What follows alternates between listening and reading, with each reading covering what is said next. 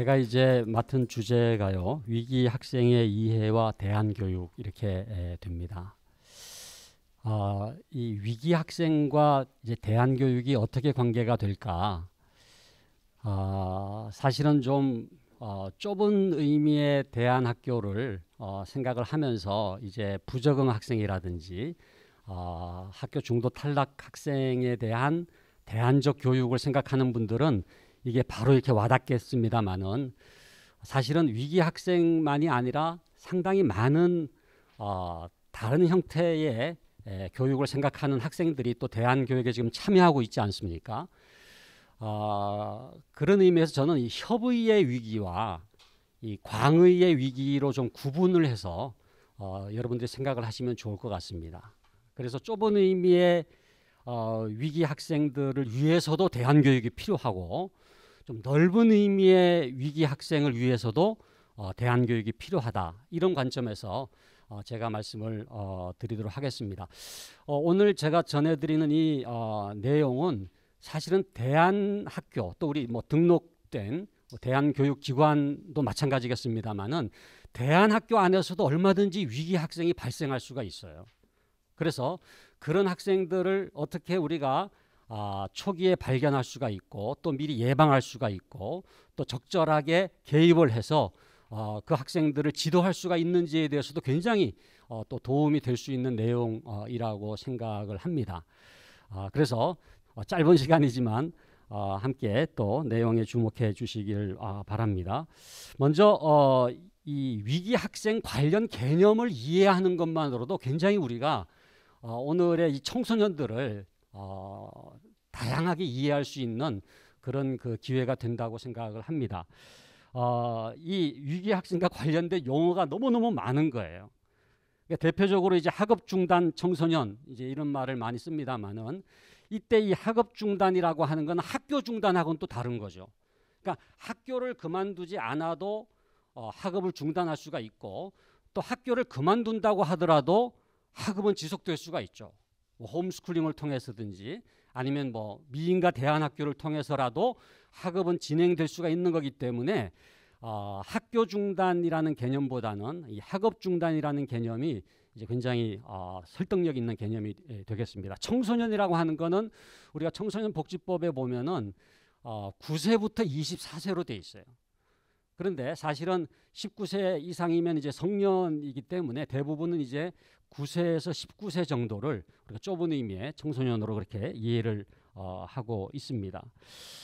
여기 보시는 것처럼 학업 중단 청소년이라는 개념도 있고요, 학교 거부 중도 탈락, 그리고 학교 밖 청소년, 이런 이제 다양한 개념들이 아주 혼돈스럽게 이제 사용되고 있는데, 먼저 이 학교 거부 중도 탈락 청소년이라고 하는 것은 등교를 거부한다든지 학교를 거부한다든지 또 중퇴라든지 중도 탈락이라든지 이런 개념들이 굉장히 좀 부정적으로 많이 이제 그동안 사용이 되어 왔더랬습니다. 학교 밖 청소년이라는 개념이 2015년부터는 상당히 이제 학업 중단 청소년을 대체하는 그런 경향이 있는데, 학교 밖 청소년이라는 개념은 이 학교 바깥으로 그냥 나간 거죠. 그래서 여러분들이 이제 학생이라는 개념은 학교를 다니는 사람이라는 의미고, 청소년이라고 할 때 학교를 다니는 청소년도 있지만 이제 학교 바깥의 청소년을 특별히 강조하는 개념으로 이제 사용이 되고 있습니다. 그래서 우리가 이 그림이 이제 굉장히 포괄적으로 전체적으로 이해할 수 있는 그림이 되겠습니다만은, 먼저 청소년 전체를 학교를 다니는 청소년하고 학교 밖 청소년으로 나눌 수가 있어요. 학교 안 청소년과 학교 밖 청소년. 근데 이게 왜 중요하냐면은, 학교를 다니면은 교육부가 관할을 합니다. 학교 밖 청소년은 여성가족부가 관할을 하게 됩니다. 그리고 학교를 다니면은 교육청이 관할을 합니다만은, 학교 바깥에 있는 또 청소년에 대해서는 시도 자치단체가 또 이제 관할을 하기 때문에 이번에도 이제 이 등록제가 되면서 학교라는 명칭을 사용할 수 있다고 하는 개념을 이걸 학교로 봐야 될 거냐 아니면은 이건 대한교육기관이기 때문에 학교 바깥으로 봐야 될 거냐라고 하는 데 있어서 굉장히 그 예민한 이제 논쟁을 불러일으킨 지점이기도 하거든요. 다행히도 이제 서울시 같은 경우에 이제 학교 밖 청소년으로 인정이 돼서 등록제로 되더라도 이 그동안에 지원받는 그런 그 혜택을 받을 수 있는 걸로 되는 방향으로 가는 게 아닌가 제가 그렇게 이해하고 있는데 맞는지 모르겠습니다만 굉장히 이 지점에서 중요한 겁니다. 왜냐하면은 학교라고 하면은 그거는 교육청 관할이고 시도 자치단체에서는 이거는 학교 밖이 아니기 때문에 나와는 관계가 없다 이렇게 생각을 할 수 있는 지점이기 때문에 그런데요. 그 다음에 이제 위기 청소년이라는 개념은 학교 안에 있든지 학교 밖에 있든지 굉장히 도움이 필요한 위기에 그야말로 처해 있는 청소년을 일컫는데 학교 안에 있는 그 청소년이 이제 위기 학생이라는 개념을 쓰거든요. 그러니까 위기 청소년 개념은 학교 바깥을 포함한 전체적인 개념이라고 한다면은 학업 중단 위기 학생이라고 하는 것은 이 학생이 조만간 지금 학업을 중단할 수 있는 그런 위기를 가지고 있는 그런 학생들이기 때문에 예방이 필요하고 그다음에 이제 개입을 해서 도움이 필요하고 완전히 학업 중단으로 나아가지 않을 수 있도록 우리가 지원하고 격려해야 될 필요성이 있는 대상이라고 볼 수가 있겠습니다. 그래서 요 이제 위기 청소년이라는 개념은 조금 이따 더 자세하게 설명을 하겠습니다만은 일련의 개인적인 환경적 위험에 노출되어 행동 심리적으로 문제를 경험할 가능성이 높으며 적절한 개입이 없이는 정상적인 발달을 이루기 어려운 상황에 있는 청소년이다. 그래서 그 적절한 개입이 필요한 요청되는 그런 청소년을 이제 일컫는 것이고요. 학업 중단 위기 학생은 여기 지금 나와 있는 것처럼 이제 학생이기 때문에 이거는 이제 학교 안에 있는 청소년이라고 볼 수가 있는데 아직은 학교를 그만두지 않았지만은 그러나 학업을 중단할 위기에 처해 있는 학생을 의미하는 것이죠. 그래서 이러한 학생들을 어떻게 하면은 조기에 잘 발견을 할 수 있느냐가 굉장히 중요합니다. 그러니까 지금 대안학교라고 하지만은 제대로 적응을 하지 못하고 여러 가지 위기의 전조적인 현상이 나타나고 그래서 개입을 하지 않으면은 굉장히 어려움을 겪을 수밖에 없는 그런 학생들을 잘 발견해서 조치를 취하고 도움을 줄 수 있는 것도 굉장히 중요한 과제라고 생각을 할 수가 있겠습니다. 학업 중단 학생들의 현황을 보면은요, 2015년을 기점으로 해가지고 다시 이렇게 늘고 있습니다. 그러니까 지금 학업 중단 학생들이 초중고를 막론하고 점진적으로 계속 지금 증가하고 있다. 그만큼 이제 위기 학생들이 늘어나고 있다는 얘기가 되겠습니다. 그리고 특성화 고등학교, 이제 말하자면 옛날 실업계 고등학교 이쪽이 제일 지금 학업 중단 학생의 비율이 높고 그 다음에 특수목적고 그 다음에 일반고, 자율고 그런 순서가 되겠습니다. 그리고 지역으로는 읍면 쪽이 제일 많고 그 다음에 일반 시도 그리고 이제 광역시, 특별시 이런 순서가 되겠습니다. 점점 특성화 고등학교 같은 경우 보면은 2015년을 보게 되면 2.2였는데 계속해서 지금 3.4까지 지금 올라가고 있지 않습니까? 지금 특목고도 1.1에서 지금 1.5로 계속해서 지금 이렇게 상승하고 있는 그런 추세다라고 하는 것입니다. 학업 중단 학생의 사회별 현황, 특별히 고등학교를 보게 되면은요, 여기에 보면 이제 이 자퇴하는 비율이 제일 높았는데 그 비율 가운데에 이 부적응이 굉장히 높습니다. 이건 기타기 때문에 제일 높은 거는 이제 부적응이라고 볼 수 있는데 그 부적응의 원인은 학업 관련이 거의 절반 가까이 돼요. 45%가 넘지 않습니까? 그러니까 무슨 얘기냐 하면은 대부분의 학생들이 학업 때문에 부적응을 하고 결국은 자퇴하고 있다. 그래서 이 학업의 고민, 이 입시 위주의 교육이 주는 이러한 그 입시 고통으로 인한 이 부적응 문제가 지금 한국 교육에 있어 심각한 학업 중단의 요인이 되고 있다라고 하는 것을 알 수가 있습니다. 이 학업 중단 위기 학생을 우리가 이제 이해할 때에 이 미국에서 이제 이 용어가 처음 이제 사용이 됐는데요. at risk라고 하는 이 위기라는 말을 앞에 붙여가지고 at risk youth라고 하는 이 위기 청소년이라고 하는 용어를 이제 1993년도 이 미국이 교육 수월성 추구를 위한 국가위원회 보고서에서 처음 이제 사용하면서 저희 위기 청소년이라는 개념이 이제 OECD를 비롯한 국제적으로 이제 사용이 이제 확산이 된 거죠. 이러한 이제 그 제가 지금까지 이렇게 협의의 관점에서 위기라고 하는 것을 굉장히 부정적인 관점에서 부적응의 관점에서 또 이렇게 학습 지진화의 관점에서 이렇게 말씀을 드렸습니다마는 이것에 대해서 굉장히 새롭게 이해하는 흐름들이 소위 그 신교육 사회학 쪽에서 강렬하게 나타났습니다. 이게 처음 나타난 거는 1970년대예요.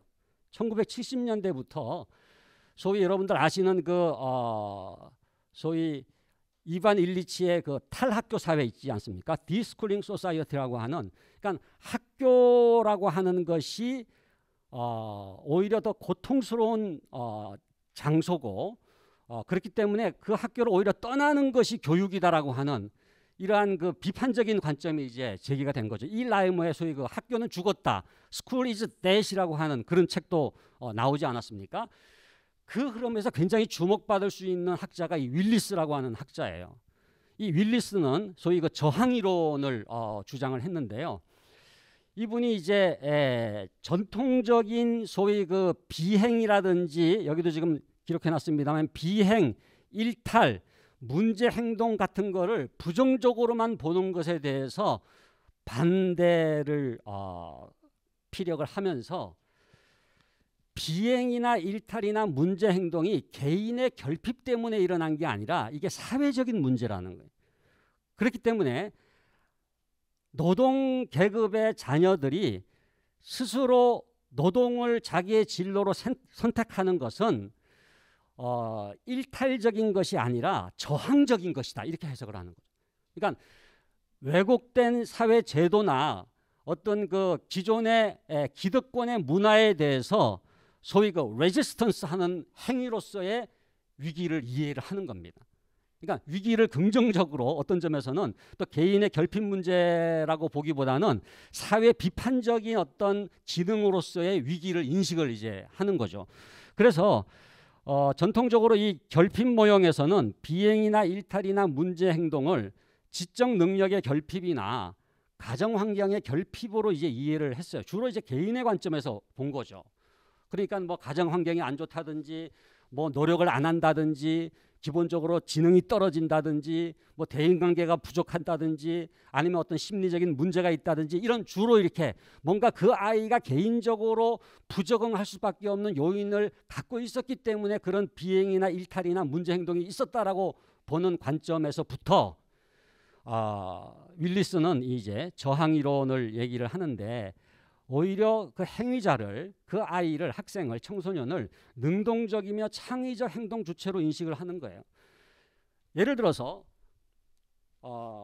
왜곡된 가치 또는 뭐 입시를 생각한다면은 입시 위주의 교육에 대해서 나는 이것에 대해서 받아들일 수가 없다. 나는 나다. 나는 내가 하고 싶은 대로 산다. 라고 하는 생각을 가지고 있다면은 그 입시 위주의 교육에 대한 레지스턴스로 나타난다는 거예요. 저항으로 나타난다는 거예요. 그러니까 어떤 그 문제 행동을 가진 청소년, 우리가 전통적으로는 일탈행위다, 뭐 소위 양아치라는 말도 우리가 옛날에는 썼잖아요. 그런 행동을 하는 아이를 부정적으로 업신여길 수도 있지만은 야, 저 아이는 능동적인 아이구나. 저 아이는 이렇게 뭔가 그 왜곡된 현실에 대해서 거부할 수 있는 아이구나. 오히려 거기에서부터 그 위기에 대한 어떤 그 새로운 해석을 할 수 있는 그런 어떤 관점으로 바라보기 시작한 것이 이제 윌리스의 저항이론 이거든요. 저는 제 개인적으로 이제 이렇게 청소년들을 이렇게 지도를 해보면서 저는 이 이론이 상당히 그 일리가 있고 설득력이 있다고 생각합니다. 진짜 이렇게 방황하는 청소년, 제가 이제 이렇게 도와주고 이렇게 함께 또 같이 생활도 하고 그러면서 그 아이가 결국은 청소년 지도사가 되고 청소년 활동, 청소년 교육에 가장 아주 탁월한 역할을 감당하는 그런 인물이 됐어요. 그래서 이게 우리가 볼 때에는 너무나 부정적이고 이거는 문제 행동이다, 잘못됐다 이렇게 뭔가 이렇게 그 아이가 결핍된 어떤 문제를 가지고 있기 때문에 생기는 현상이라고 생각을 하지만은 이런 비수능적 행동이라고 하는 것이 그렇게 부정적인 것만은 아니다. 뭐 무조건 그걸 찬사를 한다든지 그게 뭐 100% 바람직하다고 얘기할 수는 없지만은 그 속에는 뭔가 레지스턴스하는 왜곡된 질서에 대해서 저항을 하면서 뭔가 그 스스로가 능동적으로 추구하려고 하는 가능성이 있다고 하는 것을 보여주기 때문에 저는 희망의 끈을 놓지 않아야 된다고 봅니다. 그러니까 어떤 아이도 희망의 끈을 놓을 수 있는 아이가 없어요. 포기할 수밖에 없는 아이가 없어요. 그 아이의 그런 문제 행동이라고 하는 것이 오히려 가능성을 말해줄 수가 있다고 하는 점을 우리는 놓치지 않아야 되는 게 아닌가 그렇게 생각을 합니다. 그래서 이 반학교 이 소위 저항문화 반학교 저항문화로서 육체노동을 선택하는 그들의 행위는 이 지배적 사회 질서를 거부하는 일종의 반학교적 저항문화였지 단지 비행이나 일탈이나 문제 행동으로 치부될 수 없는 것이다 라고 하는 것을 이제 피력을 한 겁니다. 서울대 명예교수인 김기석 교수님 이분이 이제 교육사회학 탐구라고 하는 책에서도 이러한 저항 행동 또는 반항 행동에 세 가지 요인이 있다는 거예요. 그렇게 레지스턴스 하는 그 아이들을 보면은 세 가지 현상이 있는데 첫 번째가 이 소외입니다. 소외. 그러니까 그 아이들이 이렇게 기존 질서에 적극적으로 참여하지 않고 이렇게 빠져나가는 것 같은 것을 통해서 그 왜곡된 질서 자체에 대해서 저항하고 있다는 거예요. 그래서 학교에서 요구하는 규범으로 떠나고 공부에 흥미를 잃고 숙제도 하지 않는 이게 굉장히 우리가 볼 때는 바람직하지 않은 행동이지만 그렇게 하는 것이 왜곡된 이러한 지배적인 질서에 대한 몸부림이다라고 하는 것을 볼 수가 있다고 하는 거거든요. 두 번째는 이제 컨프런테이션입니다. 대결이라는 말 굉장히 중요하잖아요. 직면하는 거죠.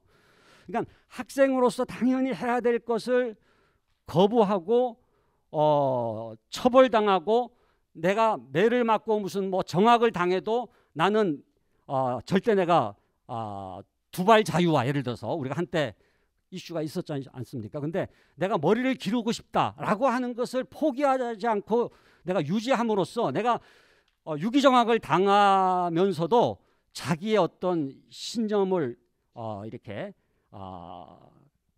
굴복시키지 않고 나아가는 게 이게 일종의 대결이지 않습니까? 그러니까 물론 이제 교육자 입장에서는 이건 정말 나한테 이렇게 덤벼들다니 해가지고 굉장히 이렇게 징계를 강하게 하고 싶은 마음이 들지만은 그 아이 속에 있는 가능성이 있다는 거예요. 저항을 하면서 컨프런테이션을 지금 하고 있다. 이렇게 이제 이해를 할 수도 있다는 거거든요. 그 다음에 이제 이 분리입니다. 디소시에이션. 어소시에이션이 이제 연합이라고 한다면은 디소시에이션은 이제 분리를 의미하는데 그러니까 결석을 한다든지 지각을 한다든지 수업 불참을 자주 하는 이런 행동이 바로 이제 이 분리의 현상인데 이 소외나 대결이나 분리라고 하는 것이 잘못된 행동이고 부정적인 행동이지만은 그 안에는 레지스턴스가 있고 그 저항이라고 하는 것은 오히려 패러다임을 바꿀 수 있는 질서를 바꿀 수 있는 오히려 사회를 변혁시킬 수 있는 희망의 불꽃이다라고 하는 거거든요. 그래서 이런 말을 김기석 교수는 썼는데 교육은 지배적 헤게모니와 그것에 대항하는 대안적 헤게모니가 창출하는 장이다. 여러분, 교육을 수능적인 어떤 그 행동으로만 보는 분들에게는 저는 그런 말씀을 드리고 싶어요. 교육이라고 하는 것이 사회를 변혁시킬 수 있는 힘이 또 있다는 것 아닙니까? 그러니까 그 아이가 그냥 수능만 해가지고는 절대 패러다임을 바꿀 수가 없어요. 저는 그 고려대 전에 총장했던 염재호 총장이라고 있지 않았습니까? 그 염재호 총장이 그 자녀를 대안학교에 보냈던 분이에요. 근데 그분이 총장 되면서 첫 번째 입학식 때 했던 제가 그 연설을 기억하는데 우리는 예, 재련된 반짝반짝 빛나는 금을 원하는 게 아니라 우리는 금광석을 원한다. 뭐 그런 얘기를 하면서 범생이는 더 이상 패러다임을 변화시킬 수가 없다는 거예요. 그러니까 수능적으로 그냥 선생님 예 그러면서 받아쓰기 해가지고 점수 잘 받고 이러한 범생이들로서는 패러다임에 순응하는 역할은 잘하지만 패러다임 자체를 변화시킬 수 있는 역할은 못한다는 거예요. 근데 지금 이 4차 산업혁명이라든지 이런 인공지능 시대 계속해서 지금 우리가 코로나도 겪고 있지만 엄청난 패러다임이 뒤바뀔 수밖에 없는 이러한 미래 사회 속에서 어떤 아이들이 주도적으로 이 사회를 이끌고 나갈 것인가라고 할 때 그냥 범생이가 아니라는 거예요. 그냥 수능적인 게 아니라는 거예요. 얼마든지 이 레지스턴스 할 수 있고 저항할 수 있고 자기가 창의적으로 그야말로 소신 있게 나가게 될 때에 그 왜곡된 패러다임을 변화시킬 수 있는 오히려 가능성이 그 속에 있을 수도 있다는 거죠. 그래서 체제 수능적 모범적 학생, 저는 이걸 세 가지로 좀 정리해 봤습니다. 수용적, 수능적, 기능적인 학생을 키우는 것만이 아니라 체제 저항적 대항 창출 학생, 이게 비판적, 대항적, 창의적 학생으로 키우는 것도 굉장히 중요하다는 생각을 합니다. 그러니까 이게 좀 대한교육의 뭐라 그럴까요? 이게 조금은 역설적이면서도 조금 이중적 과제이기도 한데 긍정적인 것에 대해서는 순응하면서도 불의에 대해서는 조금이라도 용납할 수 없고 분연히 일어날 수 있는, 그래서 항거하고 저항하고 그렇게 비판적으로 나오는 아이를 우리가 이렇게 억누르려고만 하지 말고 그 아이들 속에 있는 가능성에 눈을 뜨고 그 위기라고 하는 그 위기 학생으로 관찰될 수밖에 없는 그 아이가 오히려 변혁의 가능성을 지닌 학생일 수도 있다라고 하는 희망의 끈을 놓지 않는 거죠. 그래서 저는 우리 공교육에도 마찬가지고 대안학교도 마찬가지고 한 아이도 버릴 아이가 없어요. 포기할 수밖에 없는 아이가 없어요. 모든 아이에게는 그렇기 때문에 희망의 씨앗이 있다. 그런 믿음으로 바라봐야 되지 않겠는가 하는 것입니다. 그래서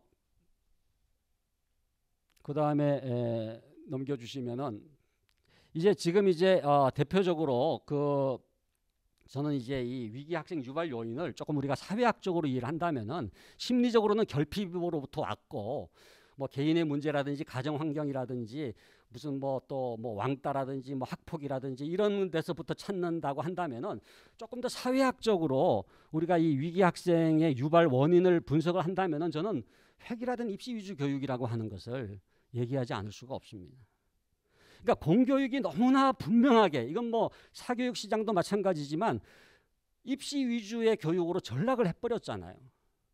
그러니까 입시 위주 교육이라고 하는 거는요, 이겁니다.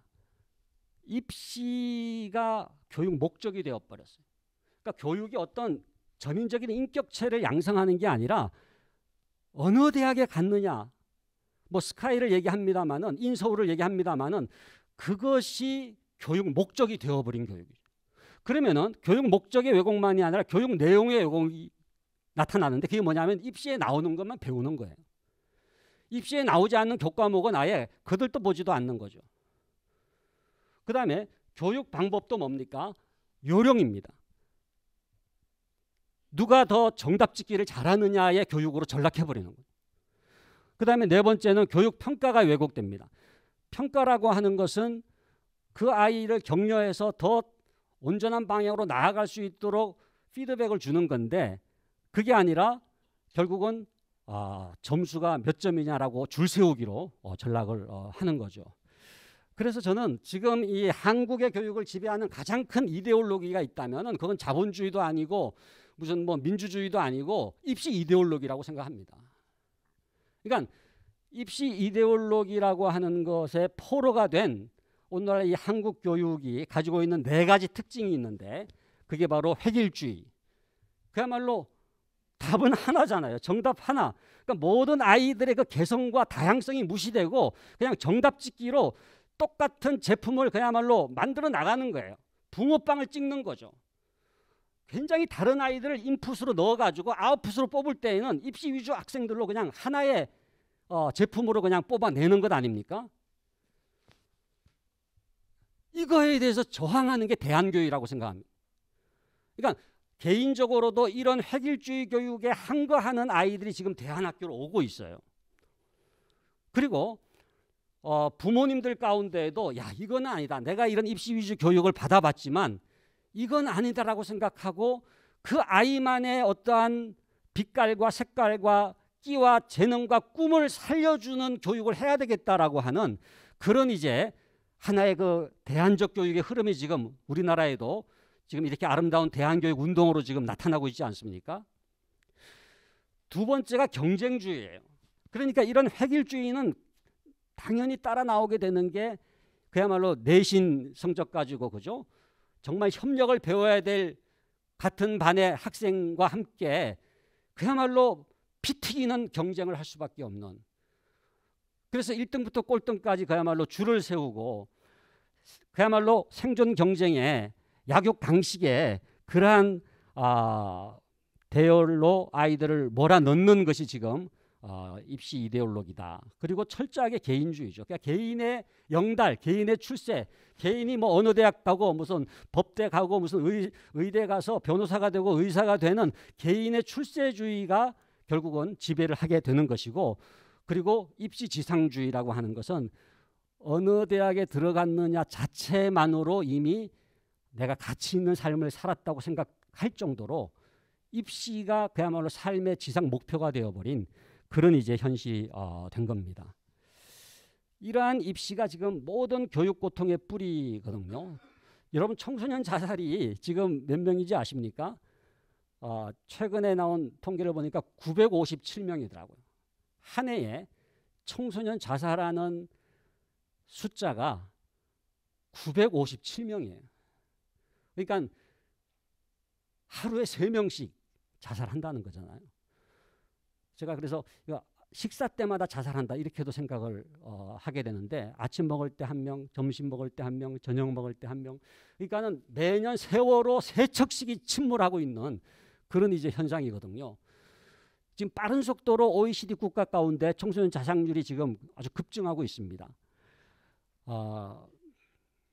그런데 그 청소년 자살의 가장 큰 원인은 학업 문제거든요.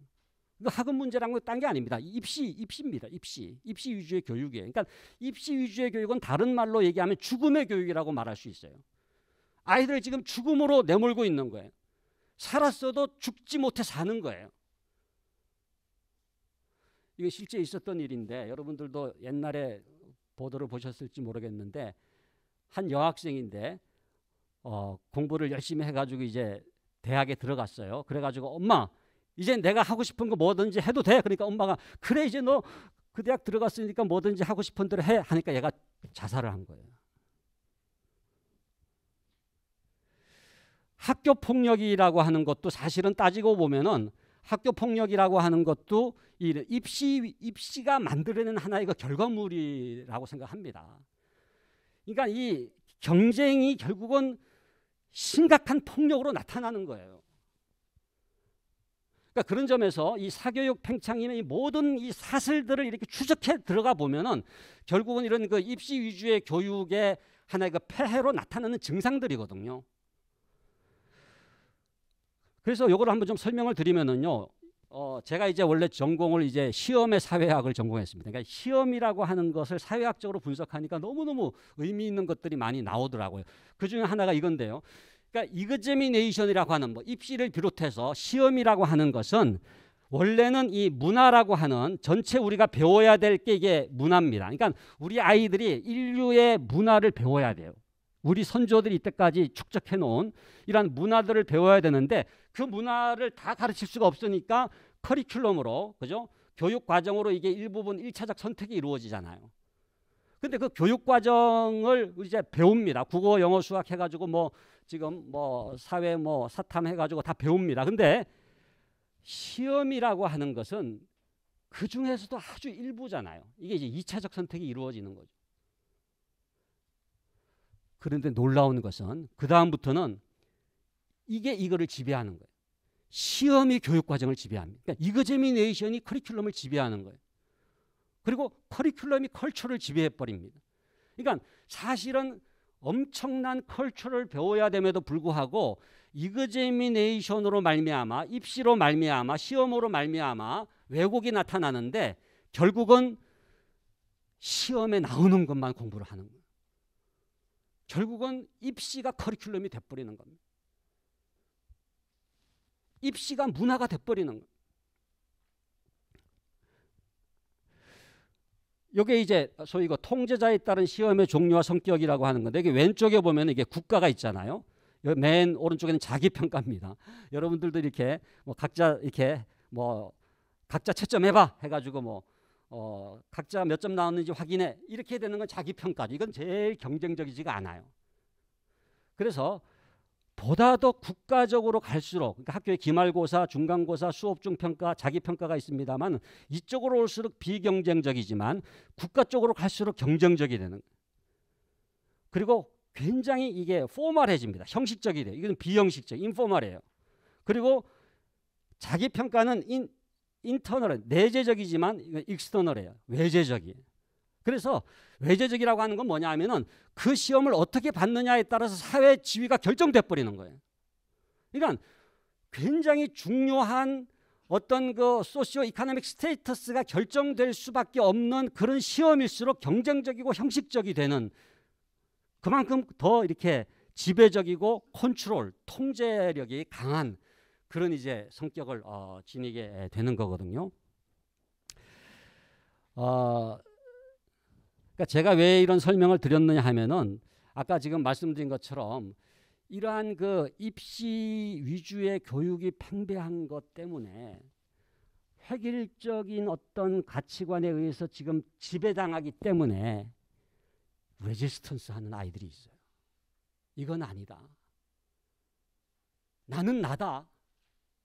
저는 오늘 이 위기 학생에 대해서 이렇게 생각을 하면서 여러분들 잘 아시는 그 에릭슨의 그 8단계 있지 않습니까? 그 8단계 가운데 청소년에 해당되는 게 특별히 5단계이지 않습니까? 거기 보면은 자아정체감의 확립이라는 게 있잖아요.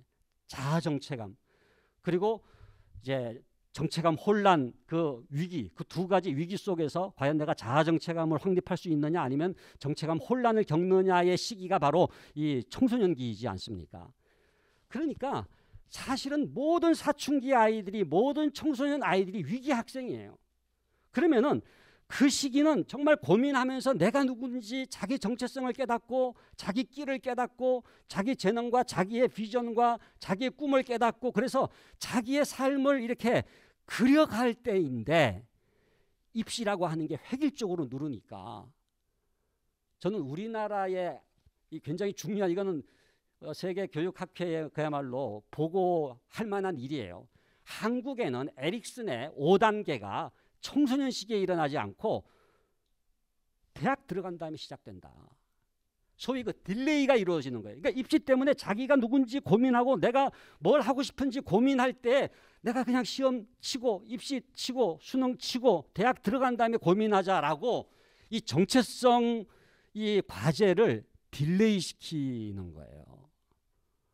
그런데 지금 대학 들어와서도 또 취직 준비를 하느라고 자아정체감을 확립하지 못하기 때문에 한국의 이 청소년들과 청년들이 결국은 자아정체감을 확립하지 못하기 때문에 친밀감의 그 다음 단계로 넘어가지도 못하고 결혼도 문제가 생기고 계속 이런 그런 악순환이 반복되는 게 아닌가 하는 생각을 할 정도예요. 그래서 이 이 시기의 위기라고 하는 것을 협의의 의미의 어떤 그 일탈 행동이라든지 비행이라든지 문제 행동으로만 생각하지 말고 오늘날 한국의 청소년들이 겪고 있는 위기라고 하는 것은 굉장히 사회학적인 의미가 있다. 입시라고 하는 것이 결국은 이 아이들을 이렇게 옥죄기 때문에 그 왜곡된 제도 속에서 패러다임 속에서 항거하는 모습이 때로는 위기 청소년으로 나타날 수 있다는 거예요. 그런 점에서 이제 좀 마무리를 하려고 하는데요. 이러한 위기 청소년을 우리가 협의적으로 생각하면은 이제 이런 그 해결 방식이 있습니다. 협의적으로 이거는 아까 말씀드린 것처럼 이런 그 결핍 모델에 따라서 우리가 이제 청소년들의 위기를 생각한다면은 요 네 가지 단계 좀 흐려서 잘 보이지 않습니다만은 여기 위기 전조가 있죠. 위기 전조가 있고 위기 표식이 있고 그다음에 이제 문제 행동이 있고 그다음에 위기 결과가 있지 않습니까? 그러니까 처음에는 이게 위기 전조 현상이 있어요. 이 전조 현상이라고 하는 것은 위기적인 행동이 일어날 수 있는 환경이라고 하는 게 있잖아요. 그러니까 그런 것이 파악이 될 때는 벌써 이렇게 예방적인 조치가 들어가야 되는데 그렇지 않은 경우에 이제 그 다음 단계로 나아가게 되는 거죠. 이게 이제 위기 표식이라고 하는 단계인데 이 위기 표식이라고 하는 게 뭡니까?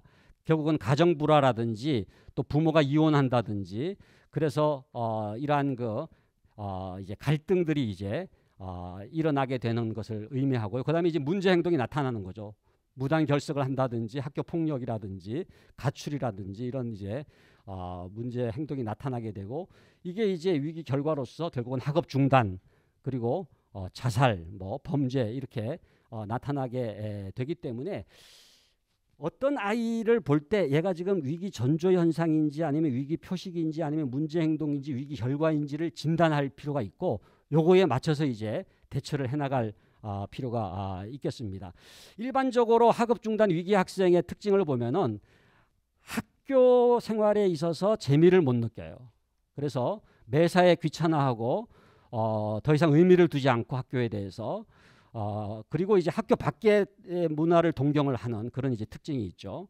그리고 이제 주로 이제 기초학습 능력이 부족하거나 성적은 주로 이제 하위권에 맴도는 경우가 많고 학교 규칙에 대해서 부정적으로 생각하고 무시하는 경향이 있고 교사와의 관계는 권위를 인정하지 않고 교사와 마찰이 빈번하게 되고 교우 관계도 친구가 거의 없거나 원만하지 못하고 또 학교 생활 태도도 이제 지각하거나 뭐 결석을 하거나 이러한 이제 숙제에 대해서 부정적으로 생각하는 이러한 행동들이 이제 나타나게 되지 않습니까? 그 다음에 가정 환경을 보면은 그러니까 굉장히 이게 아주 정비례 관계가 있습니다. 그러니까 이러한 문제 행동은 그 가정의 환경과 뗄래야 뗄 수가 없는데 우선 부모 관계를 보면은 부모의 이혼이나 별거 그래서 그 학업 중단율도 재혼 가정이 제일 높아요. 그 다음에 한부모, 그 다음에 친부모 이렇게 이제 되는데 그만큼 이제 이 부모의 결손이 끼치는 영향이 크다라고 하는 거고요.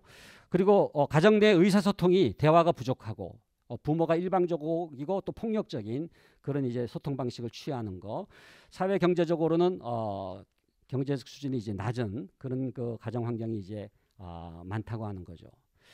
이러한 학생들을 발견할 수 있는 이제 요게 이제 우리 그 청정원에서 또 교육부와 같이 낸 학업 중단 숙려제 매뉴얼에 나오는 이제 도표인데요.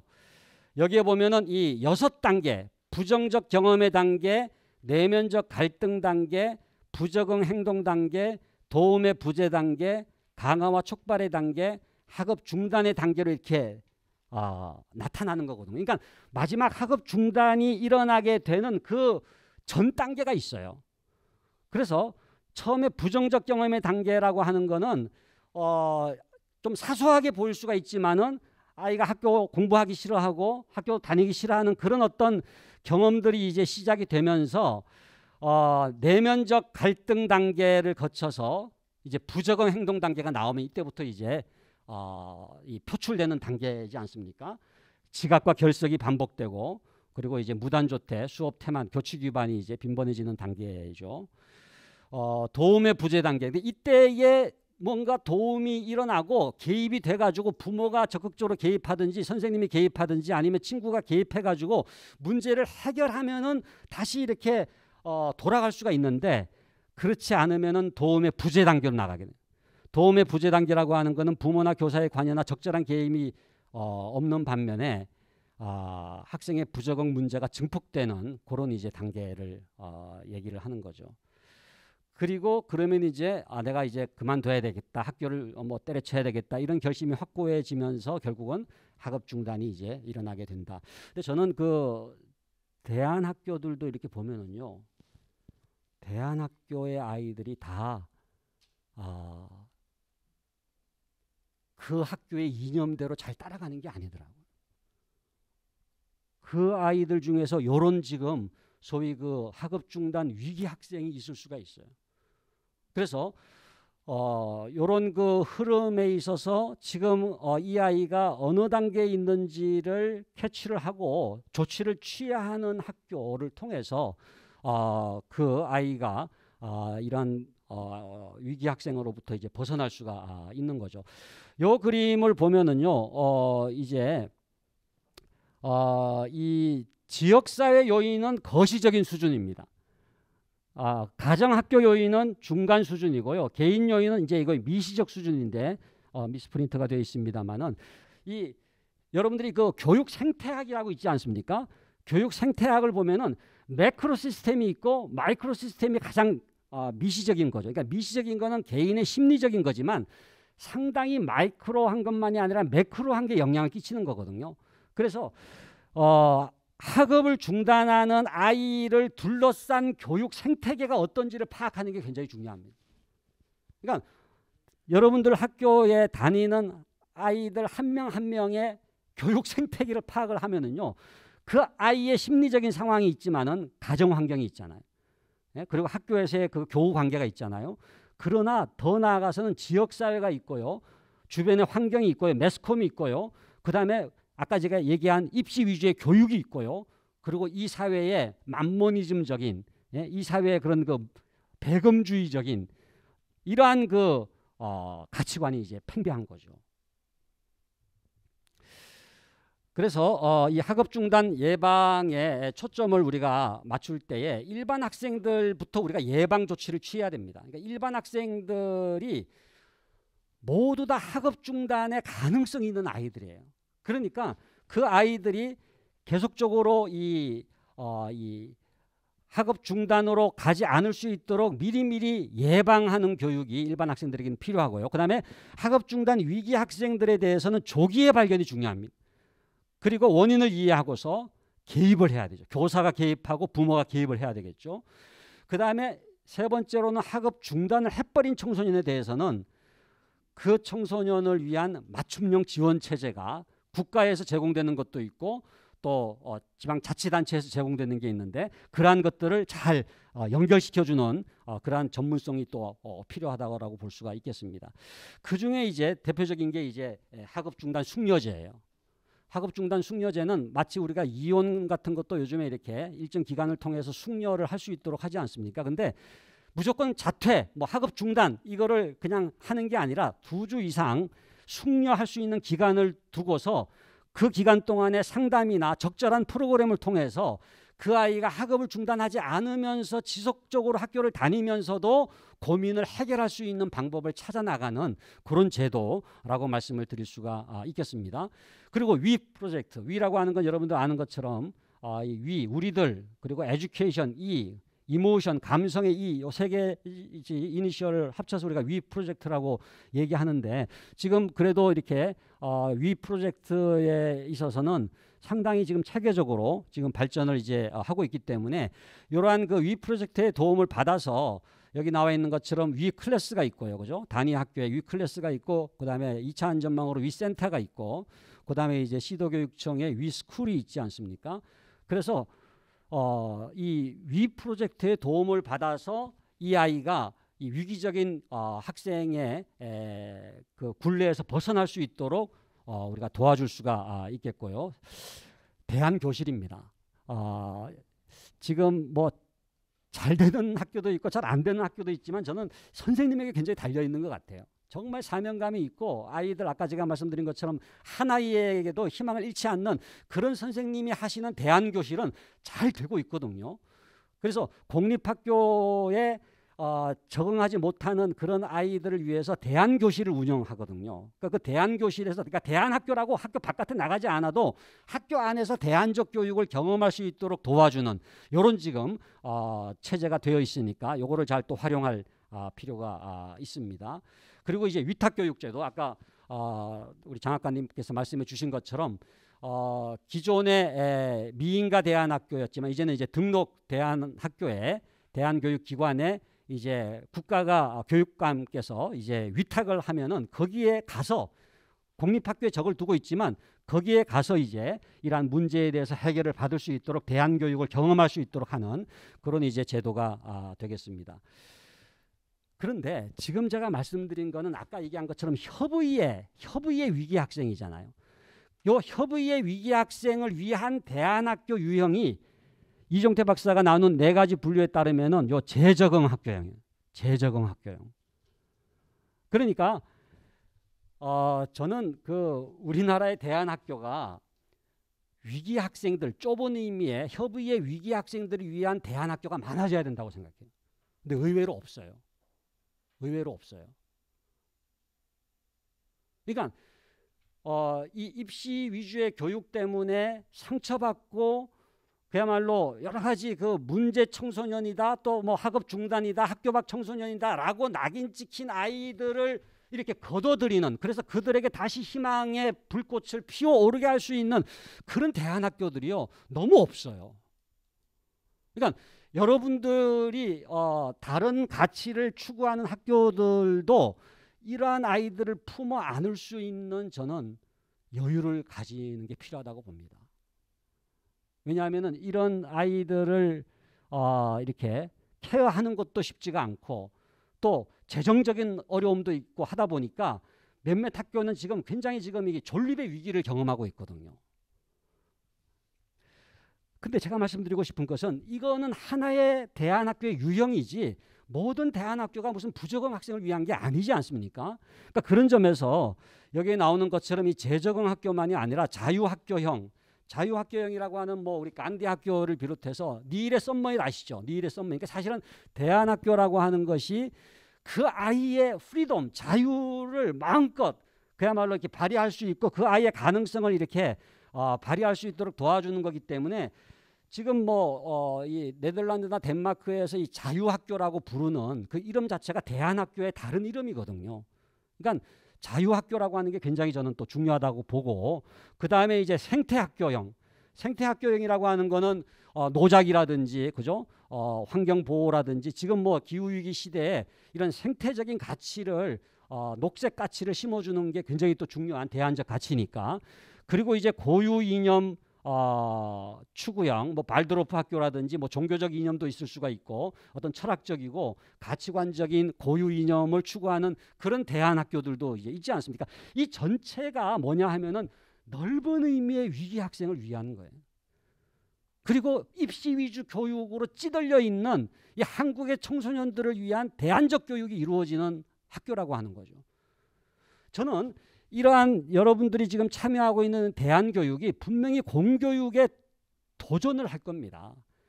지금 공교육이 얼마나 지금 이 입시 위주 교육의 이런 그 수렁텅이에 빠져 있는지에 대해서 우리가 도전을 주고 뭐 대안학교만 잘 되면 된다가 아니죠. 공교육이 다시 변화가 돼야 되죠. 이미도 사실 대안학교가 지금 굉장히 영향을 주고 있거든요. 혁신학교 운동만이 아니라 지금 굉장히 많은 영역에서 대안학교의 움직임이 일반 공교육에 영향을 주고 있지만 보다 더 이런 그 왜곡된 패러다임, 이 입시 위주 교육으로 찌들려 있는, 그래서 얼마나 많은 지금 그야말로 문제를 야기함에도 불구하고 그렇게 야기하고 있는지조차 모르는 이런 그 공교육의 시스템에 대해서 이 대안적인 비전을 제시해야 될 책임이 있다고 봅니다. 그런 점에서 이게 마지막 이제 슬라이드가 되겠는데요. 10가지 10가지 저는 이 대안적 가치를 추구하는 이 대안학교들이 우리나라에 굉장히 이렇게 풍성하게 일어나야 되겠다. 첫 번째가 이 획일주의, 아까 말씀드린 이 입시 위주의 획일주의가 아니라 정말 다양한, 모든 아이가 다 다양하지 않습니까? 그 각자의 끼를 잘 살릴 수 있는 그런 다양성을 추구하는 교육으로, 또 경쟁주의, 입시 위주의 그런 경쟁주의가 아니라 협력할 수 있는, 협동할 수 있는, 협동처럼 중요한 능력이 어디가 있습니까? 그 다음에 지식주의, 그야말로 이런 우리가 지정의라고 얘기하지만 인지적인 걸로 국한되고 인지적 중에서도 암기력 교육만으로 이루어지는데, 이게 소위 소위 중간 언어, 미들 랭귀지라고 하는 그 교육의 문제를 가지고 있다라고 이제 지적을 당하는 부분이지 않습니까? 근데 이거를 통전적 교육, 지정의가 다 포함된 통전적 교육으로 가는 것이고요. 그 다음에 개인주의가 아니라 공동체 교육, 기술공학주의가 아니라 창조교육이라고 하는 건 생태교육이라고도 말씀드릴 수가 있겠고요. 현세주의가 아니라 뭔가 이렇게 초월에 대해서도 생각할 수 있는 영성교육, 그리고 권위주의가 아니라 참여적인 교육, 형식주의가 아니라 잠재적 교육 과정의 중요성을 깨닫게 하고, 문자주의가 아니라 이미지네이션, 상상교육, 그리고 재생산주의라고 하는 것은 그야말로 계층이 부익부 빈익빈으로 교육을 통해서 이 소위 소시오 이코노믹 스테이터스가 재생산되는 이런 왜곡된 계층 재생산주의에서부터 이 디아코니아라고 하는 것은 이게 섬김입니다. 섬김, 봉사, 배려, 다른 사람을, 약한 자들과 함께 갈 수 있는 그런 대안적 교육으로 나아가게 될 때에, 저는 이 좁은 의미의 위기 학생만이 아니라 전체 이 청소년이 지금 직면하고 있는 위기의 문제를 해결할 수 있는 대안 교육이 되지 않겠는가 생각을 합니다. 예, 감사합니다.